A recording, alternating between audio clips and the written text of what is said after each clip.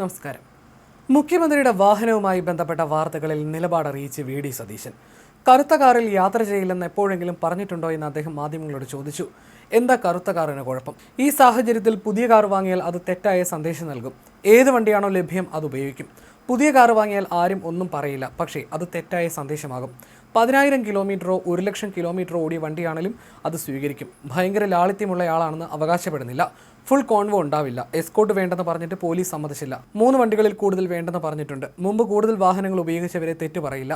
മുഖ്യമന്ത്രിയുടെ സുരക്ഷ കേന്ദ്രമടക്കം നോക്കുന്നതാണെന്നും സതീശൻ കൂട്ടിച്ചേർത്തു. അതേസമയം പുതിയ സർക്കാർ അധികാരത്തിലേറി നല്ല കാര്യങ്ങൾ വരുമ്പോൾ പ്രോത്സാഹിപ്പിക്കണമെന്നും അദ്ദേഹം മാധ്യമങ്ങളോട് പറഞ്ഞു.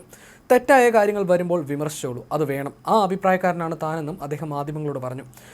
കറുത്ത കാറിൽ സഞ്ചരിക്കില്ല എന്ന് എവിടെയും പറഞ്ഞിട്ടില്ല. എന്നോട് വല്ല ജോത്സ്യൻ പറഞ്ഞിട്ടുണ്ടോ കറുത്ത കാറിൽ സഞ്ചരിക്കരുതെന്ന്?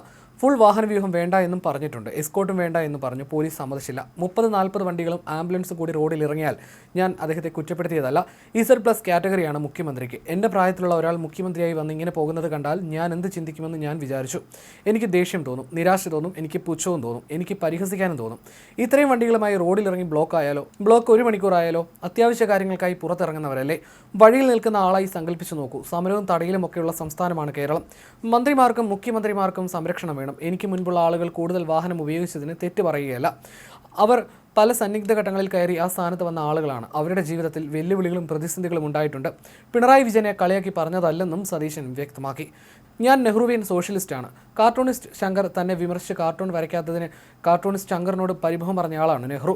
അദ്ദേഹത്തെ ഇഷ്ടപ്പെടുന്നയാളാണ് ഞാനെന്നും സതീശൻ പറഞ്ഞു. കോൺഗ്രസിൽ ഗ്രൂപ്പില്ല. എല്ലാ നേതാക്കളും ഒരുമിച്ചാണ് 10 പേരെ തീരുമാനിച്ചത്. 1-2 പേരെ തീരുമാനിക്കുന്നതിൽ മാത്രമാണ് സാമുദായിക സമവാക്യങ്ങളടക്കം കണക്കിലെടുത്തതെന്നും സതീശൻ പറഞ്ഞു. മാധ്യമപ്രവർത്തകർക്കൊപ്പം സെൽഫി എടുക്കാനും മുഖ്യമന്ത്രി തയ്യാറായി. നിയുക്ത മുഖ്യമന്ത്രി വി.ഡി. സതീശൻ വാർത്താസമ്മേളനത്തിലാണ് മന്ത്രിമാർ ആരൊക്കെയാണെന്ന് പ്രഖ്യാപിച്ചത്. 20 മന്ത്രിമാരുടെ പട്ടികയാണ് കൈമാറിയത്. മുഖ്യമന്ത്രിയോടൊപ്പം മുഴുവൻ മന്ത്രിമാരും നാളെ സത്യപ്രതിജ്ഞ ചെയ്യും.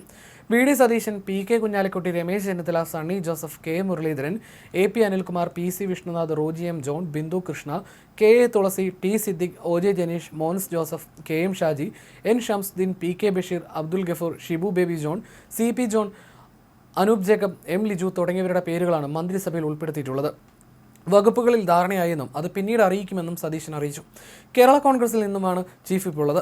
തിരുവഞ്ചൂർ രാധാകൃഷ്ണൻ സ്പീക്കറും ഷാനിമോൾ ഉസ്മാൻ ഡെപ്യൂട്ടി സ്പീക്കറുമാകും. അതേസമയം വകുപ്പിനെ ചൊല്ലി ഇടഞ്ഞ K. മുരളീധരനെ അനുനയിപ്പിക്കാൻ വൈദ്യുതി വകുപ്പിനൊപ്പം ദേവസ്വം കൂടി നൽകാനും തീരുമാനമായിട്ടുണ്ട്. എന്നാൽ ഇതിനോട് മുരളി സമ്മതം മൂളുമോ എന്ന കാര്യത്തിൽ വ്യക്തതയില്ല. UDF മന്ത്രിസഭയിൽ വൈദ്യുതി വകുപ്പ് ലഭിച്ച K. മുരളീധരൻ കടുത്ത അതൃപ്തിയിലാണ്. വകുപ്പിൽ എതിർപ്പറിയിച്ച മുരളീധരൻ വൈദ്യുതിയെങ്കിൽ ചുമതല ഏൽക്കില്ലെന്ന് വ്യക്തമാക്കിയതായിട്ടാണ് വിവരം.